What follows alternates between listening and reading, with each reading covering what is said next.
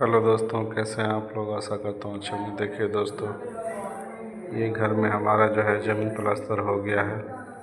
अभी हमने इसमें पानी भर रखा है। अब इसे 2-4 दिन पानी को रहने देना है। देखिए, अभी हम पानी पटा रहे हैं इसके अंदर। ये कमरा हमारा तैयार हो गया है। ये कमरा अभी ऐसे बाकी है, अभी ये भी होगा।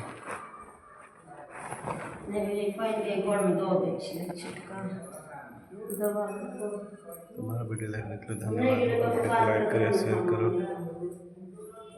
कमेंट करें, सब्सक्राइब करें। पानी कम लग रहा है मुझे।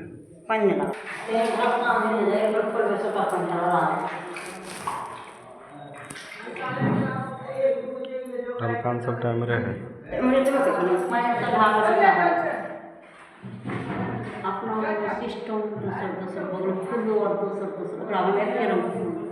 वो नंबर ले लिए ना।